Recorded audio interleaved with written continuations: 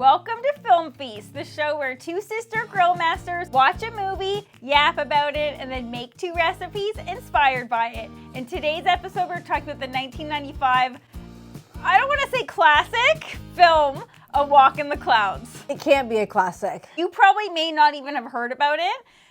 Like, I didn't really hear about it. I remember watching it with mom and dad when we were younger and thinking much differently about it than I do now. If you haven't seen this movie, it's like Keanu, right at the beginning of Keanu. I'll give it that. When he's like smoking hot. This I don't is even like know how. top tier Keanu. Mm-hmm. Well, it's kind of like baby Keanu. It's kind of like too young for me, Keanu. It's okay. Like, you know, I like an old hottie.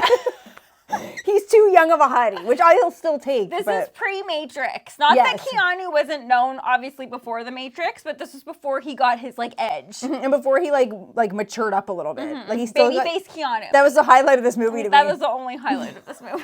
If you haven't seen this movie, it's about a young woman who gets pregnant and is afraid to go home because her husband, the guy who got her pregnant, she doesn't have a husband. The guy who got her pregnant bailed. She's got to go home. She's got a very traditional Spanish family. She encounters Keanu. He's back from the war. He's married at the time. They both come up with this idea that he's going to go home with her and pretend to be her husband so her dad doesn't get mad that she is an unwed pregnant woman. Reading the description, I was like, oh, I'm in for this. This sounds awesome. It's different for me because I remember it from when we were younger. Yeah, no, I didn't at all. And I remember being like, oh, it's like so dreamy and romantic. And then as a 39-year-old woman who has been jaded by the world and love and everything else, I'm like, oh, okay, yeah, right. All of it. Like a million times, yeah, right. I know. Okay, so what did you make based on this movie? One good thing about this movie is that Keanu actually is like a chocolate salesman. So we didn't say off the top, but this movie takes place in the 40s after the war. So chocolate salesmen, I guess, were in high demand or something. I have no idea, but he walked around with a briefcase full of chocolate. Oh God, I'm scared. What did we make the entire time? I was like, this has to be the same thing. Like, I felt like, okay, so the girl's family owns a winery. I was like, maybe it's something, maybe you're going to make something to do with wine. I was thinking that, but this is what I came up with. Okay, what is it? I made grilled chicken Salisbury steaks with Mole Poblano. Ooh. Okay, so you didn't make that? Not even close. Oh, I literally was thinking we're both going to make a mole sauce. Really? Yes, because I was like, I don't want to make something, I don't want to go in a complete chocolate dessert type experience. So I'm like, what can I combine my love for chocolate? I want to make something with chocolate, but also the fact that this had like a heavy Spanish influence. Okay. Very creative. Mole Poblano. And if you're wondering what the heck is a mole, I keep wanting to say mole sauce, but mole actually means sauce. So if you say mole sauce, you're saying sauce. Like chai tea. Yes, I always forget about that one, but yes, the exact same concept. Very cool. So it's just basically a sauce that is thickened with nuts or seeds, which is cool. I was like, I love that idea. Yeah, like, why not? Have like a romesco. Exactly. Or a pesto. Yes. Like, people forget about... A lot of cultures have nut thickeners. Why not? Yes. And it adds a lot of richness to sauces that you can't get anywhere else, like with any other ingredient. Yes. And you know what also adds richness? The little can of poblano peppers. It's one of the best deals at the grocery store to this day. I bought this can for $3.79. Those are chipotle and adobo. Oh yes, sorry, chipotle in adobo, but it's basically a ripened red jalapeno pepper soaked in tomatoes, vinegar, spices. It literally packs such a punch. Those are spicy. Yeah, and in my opinion, I was gonna say, if you're wondering what like the scale would be on like spice, I think it's like a 6 out of 10. It can it can range depending on like how you dilute it. Yeah. But to me, it's like a 6 out of 10. Very interesting. So that's why I came up with this, because the chocolate, as soon as I saw the grandfather bite that chocolate, I was like, I'm making something chocolate. But then I'm like, if I make something chocolate, I'm going to eat all of it. I shouldn't be making chocolates that I'm just going to eat for all in 1 week. Oh, no. Save it. Okay. Save it. Okay, so this sauce, very easy. You get yourself a can of chipotles in adobo. You can do this sauce. From now on, I'm going to keep these cans in my pantry. Genius. Now, you can serve this over beans and rice. That's what I wanted to make, but I also that day had happened to take out some ground chicken, because I don't know about you, but I always freeze my meat. take it out. I already took it out. I was like, okay, wait, what am I going to do with this to combine this idea? So I love a Salisbury steak. But can you tell me what is the difference between a Salisbury steak and a burger? Nothing. Exactly. Really? It's basically what you make it in. So normally you fry a Salisbury steak, you can bake them. You know what we do. We love making food on the grill. So I'm like, I'm just going to grill it. Basically, it's a grilled chicken burger, which I'm fine with that. And let's be real, grilled chicken burgers need help. They can be a little bit dry. They can be a little bit flavorless. So that's why I add in this Mole Poblano. Genius. I thought so. And why not? What a great idea to use chocolate. That's not quite so literal. Yes, that's why I didn't, or else I would have made myself like a dozen little chocolates, which I think that's what we have a feeling this one did. But before we get to what Key made, let's talk about this movie. Can we? Yes, let's discuss it. How did you feel about this movie? Not good. Not good. I didn't feel good about it. I started out with such high hopes. I was like, Keanu, there's a love interest. There's a winery.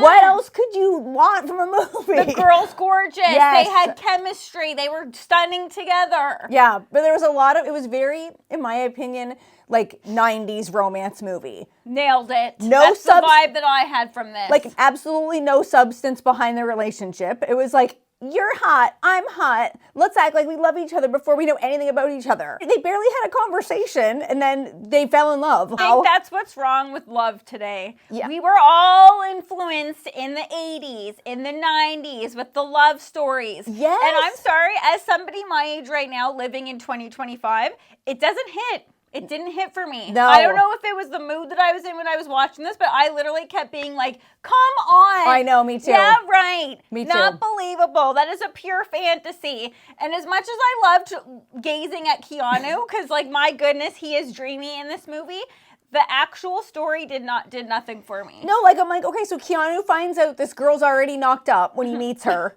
You're telling me in reality he wouldn't be like, exactly. if that was now, he'd be like, you're hot, but see ya. It's so not realistic. Even the best guys out there, I highly doubt a guy would come across a pregnant girl at a bus and be like, I'm going to change all my current plans and go and help you. And not even that. Then they started to really have chemistry. You could see where it was headed. And there was like one point in the movie where they were about to get it on, and Keanu was like, stop, I'm married. Sure. And then like ran out of there and went home and was like, I gotta make this work with my wife. Again. Very not realistic. Top 3 most unbelievable moments of this movie. There was all kinds of unbelievable moments in this movie. Although that's what I made. I would like to hear what you made. I'm very proud of what I made for this. I thought it was creative. I thought I absolutely nailed it this time. But you did. Very, very creative. Much better than mine. I thought for sure. Buddy, I thought because we think so similarly, I was like, Key's not going to want to make a pound of chocolates. Key's gonna see that there's like a Spanish influence here. Mole. That's what I thought. I was like, we're both coming to the table with mole. Okay, we didn't. Someone went in the first direction. I quite literally made a box of chocolates. Oh my goodness gracious, buddy. Those look gorgeous and stunning. Okay, so I went into, like, I love chocolate. I love dark chocolate. I eat dark chocolate every single day. She's a dark chocolate girly. So I wanted to make something that was not going to be like sugar-laden chocolates that you see in the movie. Like when he opens that box of chocolates, it doesn't take much convincing to make me want to eat more chocolate. That was like scene 2, and I was like writing this down in like box of chocolates. Yes, me too. And I love chocolates, but not that kind of chocolate. I like dark chocolate. I like ingredients that are healthy for you. So I wanted to make chocolates that were going to be really good for you, but also really, really tasty. I thought those reminded me of Quality Street. Yes. That's why I was like, if I make this, I'm going to make it look like that, and I don't need to be eating that. With the little legend and like what's in them. Okay, so I started off by smoking some salt. Because every good chocolate, even baking or any sweet recipe, in my opinion, benefits from some flaky salt. 100%. And smoked salt on chocolates. Mind-blowing. Okay, so I will tell you, if you've never... Look at the color! If you've never smoked salt before, I used pecan pellets just because I knew that those would provide like really nice color. But you're in it for the long haul. If you've never smoked salt before, it takes a very, very long time. Did it? Yes. I thought it was going to be a much more sped up process in the Ninja, because the Ninja takes a lot less time for everything, but it still took forever. I was so shocked at 4 hours. because I wanted to get this color. I'm like, I'm not going to do all this effort if it's not going to be smoky.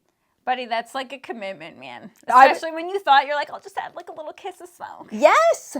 Okay, so to make the chocolate, I started off with bittersweet 71% dark chocolate. Ooh. Normally, my sweet spot is like 85% to 95%, but I couldn't find that in chips, and I wanted to make sure that these were going to melt really, really nicely. That is the key. So I don't have a fancy chocolate mold like most people don't have, but if you have a mini muffin silicone pan, you could very easily make your own chocolates. She repeats, silicone pan. Not You a need regular. that. No, good luck getting that out. Well, Yeah. you could probably, but this is like an easy pop out Yeah. situation. So all when if you're looking at a chocolate mold, it looks exactly like this, except the bottom is rounded, so to give you that like homemade chocolates look.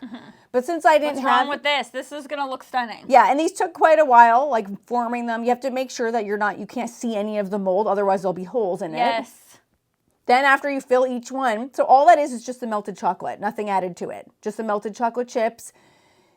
This took me like 3 hours doing that. Buddy, you have a natural gift for this. It's like you could be like a chocolatier and this is the first time you've done this. Okay, so then they go in the freezer. In the meantime, I'm going to do the filling. Ooh. So I wanted to make, okay, so in the movie, they look like they're jam filled that I wanted, or like, you know when you have a box of chocolates from a long time ago and they had like strawberries and cream or whatever. Cherry, which I don't usually like, but the movie made me want that. I don't wanted get that. It. You're so influenced by like what we watch. Yes, I wanted that.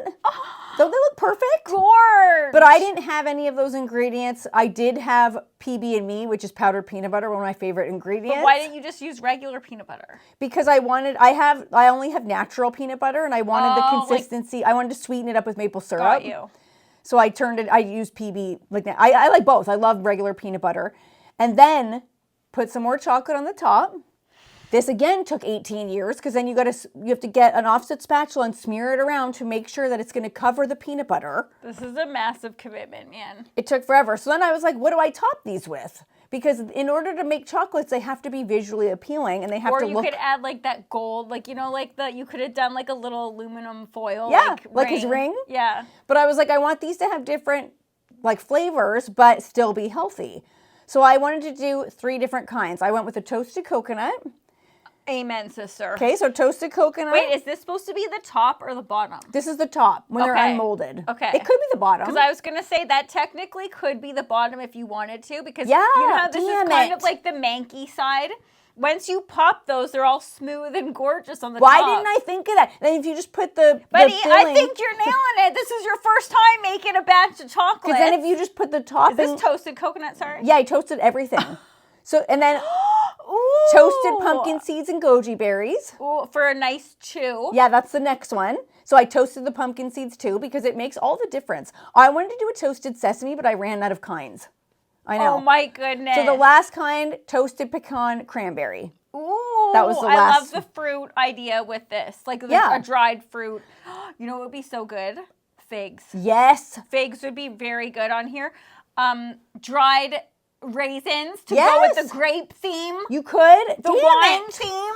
Why didn't I do that? But you're doing a million different kinds of toasted toppings. Okay, so these are like chocolates, but it's like a healthy little Yes. after dinner treat. And also kind of healthy. And so then you can't forget about that smoked salt. So after all that work smoking the salt, just a little tiny bit over the top, and it makes such a difference. Now these are absolutely addicting.